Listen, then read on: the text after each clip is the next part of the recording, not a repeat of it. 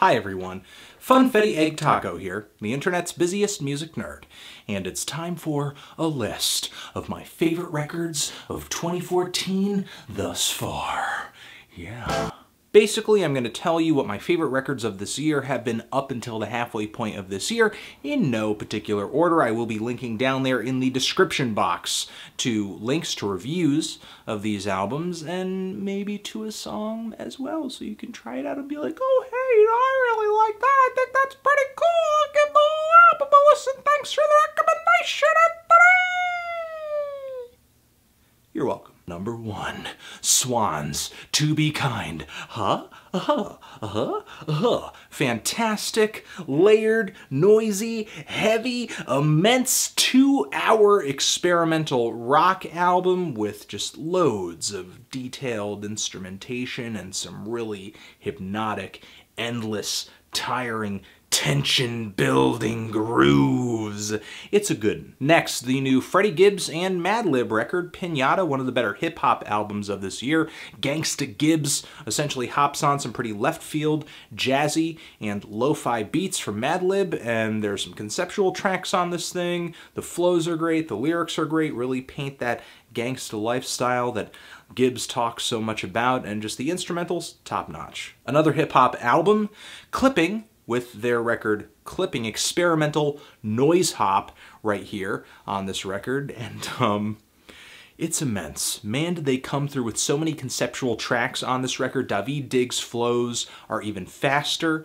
His wordplay, I think, is headier. I love the sequel to the song Story on this record, and man, the instrumentals, I feel like they do such a great job of not only keeping them noisy like they did on their debut, Mid-City, but I think this record does such a great job of taking the current trend in unorthodox hip-hop, but making it kind of accessible while still staying really abrasive. To me, definitely singer-songwriter record of the year, hands down, the new Kil Moon record.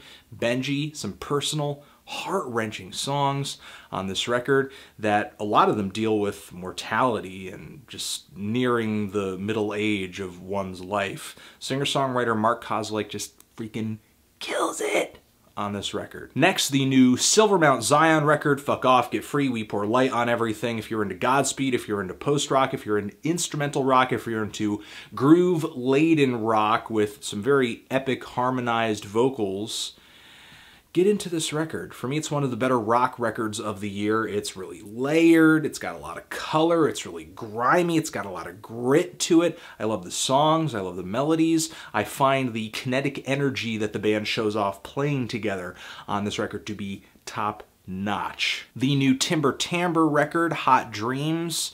This is like some gothic, dark, tortured vocal and Baroque pop from the 50s and 60s, and man, do I love it. Taylor Kirk, singer-songwriter, I think writes some of his best songs on this record, and this is easily Timbre's most instrumentally ambitious record as well. Some great instrumentals on this record, just lush with keys and strings and horns, some great horns from Colin Stetson on this thing. It's a great little rock pop record with a very old school vintage flair. The new Indian record From All Purity, if you want to hear a mash of noise and sludge metal, really abrasive, really immense record, really a test of a record, a test on the mind, a test physically on the body, plus the riffs are just heavy, they're immense. It rocks, but it also beats the crap out of you. The new Liars record is definitely a favorite of mine this year as well. Mess.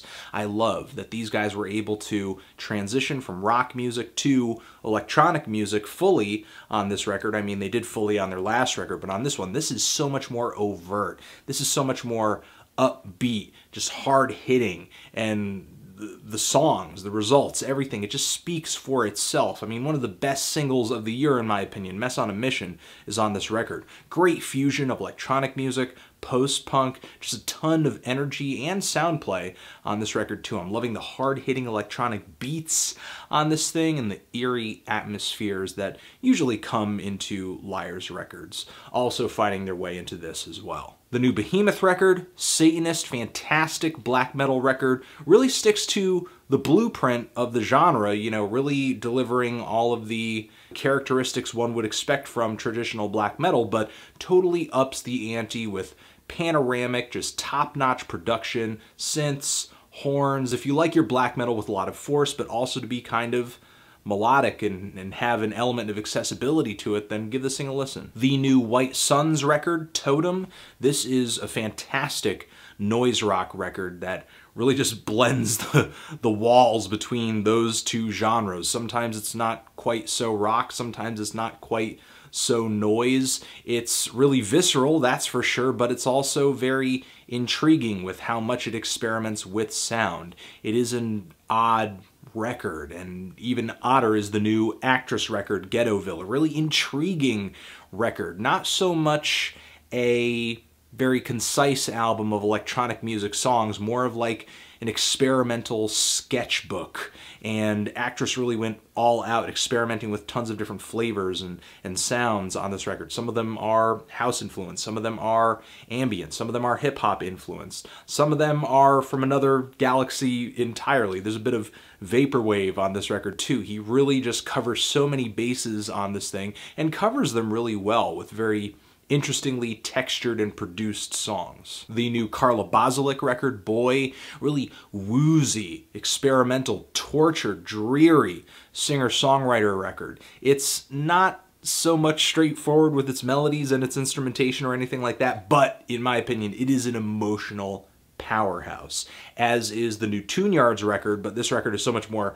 lively, upbeat, in your face, really bombastic, noisy, and colorful. To me, it's the most bold pop record of the year thus far. The new Thantifaxath record, Sacred White Noise, a great fusion of progressive rock and black metal, some really hard-hitting songs on this record, great riffs. The band has some amazing kinetic energy playing together on this thing. And finally, I will finish it off with the new Ratking record, So It Goes, really forward-thinking hip-hop trio from New York. Great tunes on this thing. There were some tracks that paled in comparison to others, but to me, some of my favorite hip-hop singles of the year. Canal. I like that these guys keep it forward-thinking, futuristic, progressive, but they still have a really strong sense of that grimy New York East Coast flavor to it.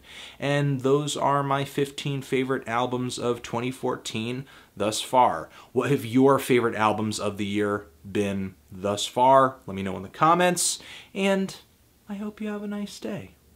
Transition, Anthony Fantano, 2014, forever.